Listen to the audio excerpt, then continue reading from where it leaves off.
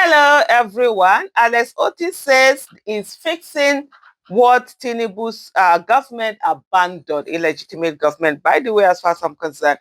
Alex Otti begins the construction of dangerous Umahia Ikot Ikpene Road.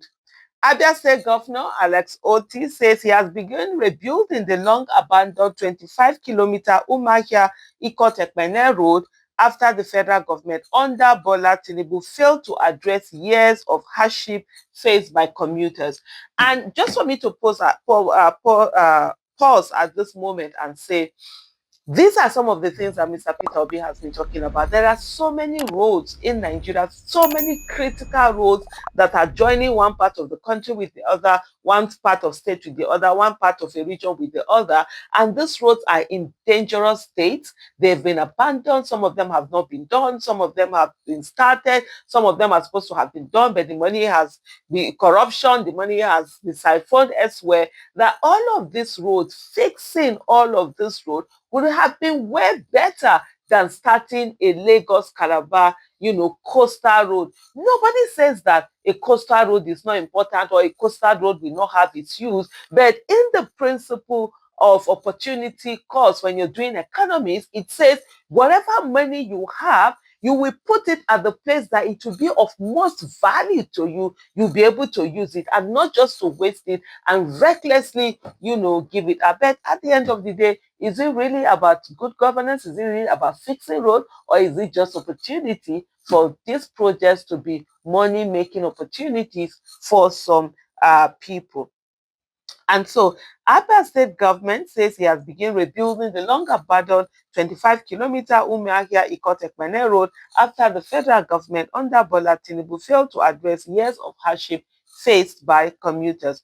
Otti said the project had to be taken over by the state, despite being a federal road, accusing the federal government of allowing critical infrastructure to collapse under its watch. According to him, although it's a federal highway, we proactively secure the necessary approvals to take it on, driven by our belief that infrastructure serving our people should never be hindered by jurisdictional boundaries. And as I was just reading this, I remember Edo State and the last governor of Edo State, Obaseki, who would put a signboard and say, this is federal road, even though the road were killing his people, even though these people were the ones who couldn't, move on those grants, were going through so much, insecurity had increased, because you have to also put it that lack of good road infrastructure also enables insecurity. One, you're forced to slow down when you get to certain places, and then these terrorists, kidnappers, armed robbers, whatever, can then jump on your car. You're unable to run away very fast. A whole lot of things. But hey, that was Governor Obaseki. We will just put it there and say this road is federal government.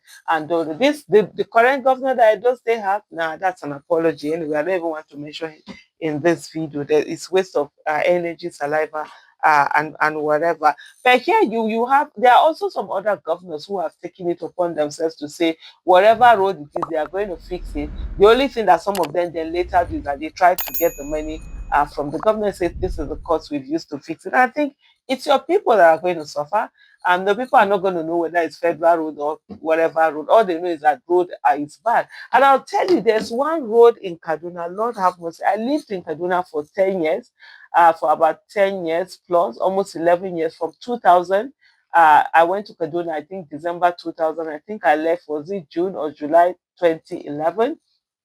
And there's a road that links on that place, for those who know Kaduna, where around where I Center is all the way to Kawo. There's a federal road. The last time I went to Kaduna, and that was in August, it was such a horrible mess. That road has killed so many people, affected many cars. It's always in a horrible mess. It will patch it up and then it gets bad again.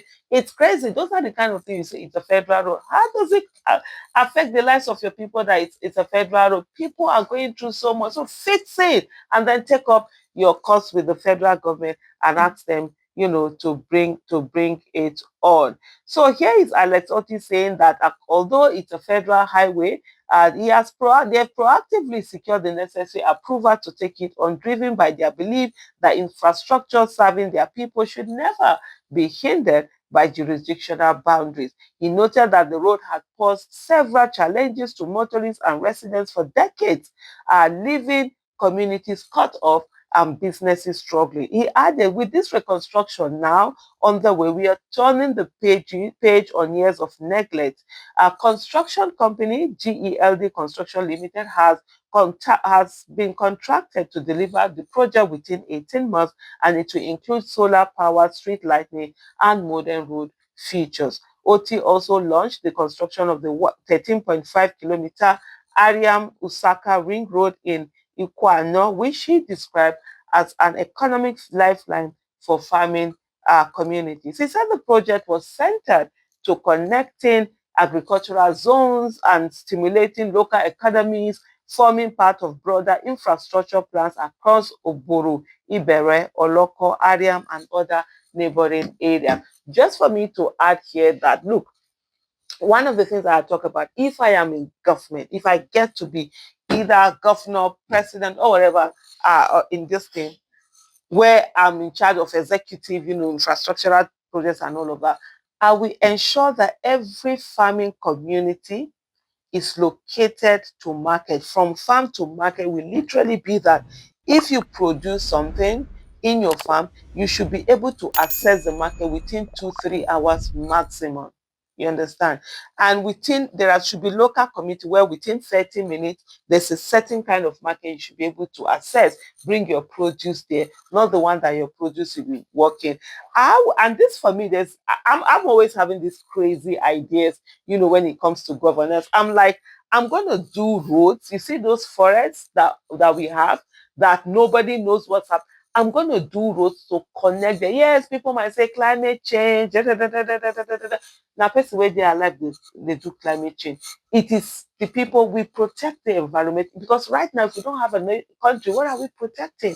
Do roads, not that roads that destroy the forest or this, but roads that you have access and connect people who are in those farming areas, back to market, so that there will be that production and farmers are not going to suffer. So within at least 3 hours, it should be 3 hours drive, and but in most cases it should be 30 minutes, 30 minutes from your farm you should be able to access a market. Might be a smaller market, and then you want a bigger market, you now move on further. I think for me, governance is about empathy, about caring for your people, and wanting to make life good for them.